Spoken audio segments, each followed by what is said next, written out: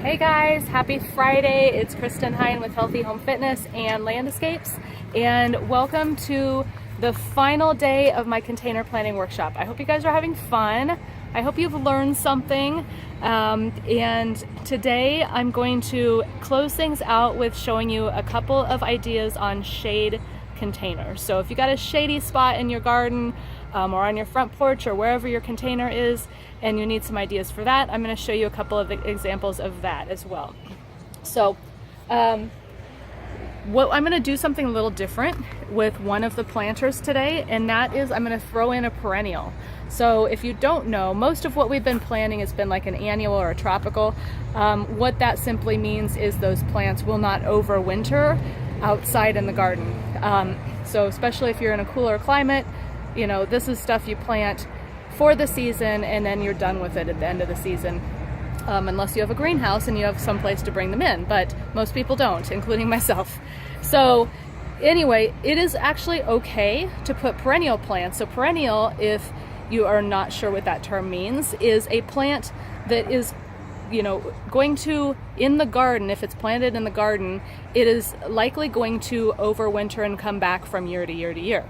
Now in a container, I will say, sometimes perennials will not come back, simply because if you live in a colder climate and, you know, we have hard freezes, anything that's above ground, that's planted in a container above ground, the root ball in that is going to freeze a lot harder than it would if it was in the ground with that just protection of the earth. So there's a chance it may not overwinter if you want to leave it in your container. Or you can treat it as an annual, leave it in your container for the summer, and then come fall, pull it out and stick it in the garden to overwinter. So, but I wanted to just let you guys know it's okay to use perennials or even shrubs, and if you have larger containers, even trees in containers. So I'm going to show you an example using one of those today. So here are my containers. I'm going to turn around again.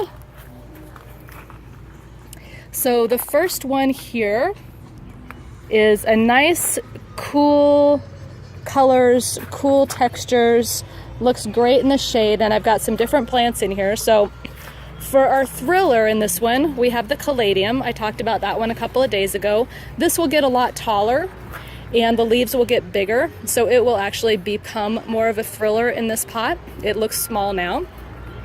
For our fillers, we have the megawatt pink begonia. Now, I have to say something about the megawatt begonias and about the whopper begonias that I talked about the other day, is these are really versatile. These can go in full sun and they can go in full shade. They're one of my favorite plants to use in containers for that reason, because obviously tons of flower color. They get big and full. They have beautiful bronze leaves. You can get them with green leaves as well, but we all know now that I don't like green leaf plants. So anyway, but they're super versatile. So you could use these in your sun pots as well. So I've got caladium for my thriller. I've got 3 of this begonia. Again, that's the megawatt pink begonia for my filler. And then kind of a filler, kind of a spiller. This is my perennial. So I tucked in this hosta for the color mainly. I love the steel blue. I don't know if that even comes across in the video, but I love the steel blue color of the leaf. And that's what I was going for. I needed another foliage color.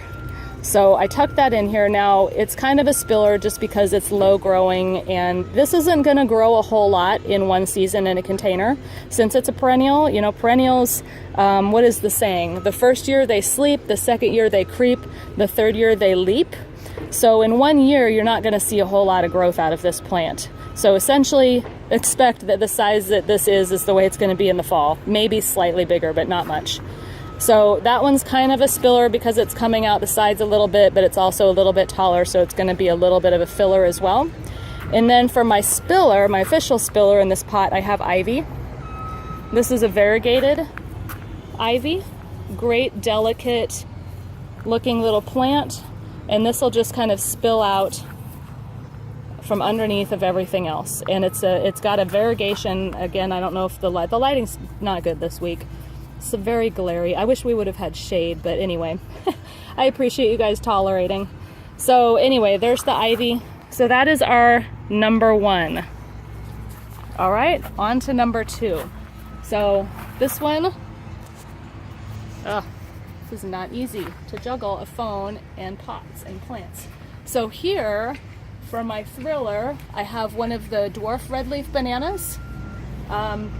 This one is kind of another one of those in-between plants.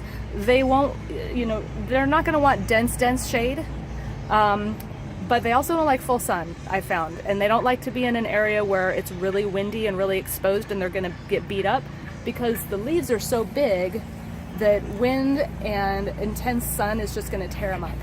So I've actually found they work pretty well in shade containers or in light shade or part sun. You know, if I've got morning sun and then it's shady the rest of the day, that's about perfect for bananas. So there's my thriller, is the banana.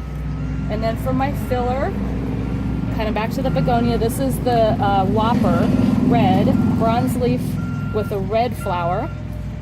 And I've got a couple of those in here. And then off to this side, I have Dracaena called Neon for that bright gold. And then for my spiller, we've got the Wedding Train Coleus. So that is that pot. Bear with me, I'm gonna put you on pause for 1 second. All right, guys, so that is your container planting workshop. I hope it has been helpful. Thank you all so much for tuning in. I know this is different. I do fitness challenges once a month, more intensive fitness challenges, and then for my little free group once a month, I try and mix it up and do some different stuff. So sometimes it's health and fitness related or nutrition related. Sometimes it's hobby related, like gardening or planting, and I've done all sorts of other stuff before. So I appreciate you guys being here. Let me know if this has been helpful. Again, if you have any questions on anything, any of the plants, you want spelling on anything, let me know that, and I make sure you comment on the video that it's in, and let me know what it is that you need help with, and I will share and comment back and do as much as I can to help you guys out. No question is a bad question, and most likely if you have a question, there's a good chance that somebody else in the group is wondering the same thing. So please share your questions. And that's it. I hope you guys had a great week. Make sure you follow my page if you want more photos and ideas on landscaping and container planting, and to see just what I'm doing in my landscaping world. My page is Land Escapes Inc. I will put a link below this video so you can link to that as well, and like and follow my page. Even if you don't live in Lincoln, Nebraska and you don't need a landscaper, it's great for ideas, and I'm constantly sharing photos of the work that we're doing, and you know, great for inspiration in your own yard. So, and on the other end, the main host is my health and fitness page, Kristen Hine Healthy Home Fitness, and I would love to have a chance to work with you in that realm as well. So if there's anything I can help with your garden or with your health and your body and your physical fitness, let me know. Please reach out to me, and I am here to serve you. So have a great day, and thanks again for tuning in, and we'll see you guys soon. Bye-bye.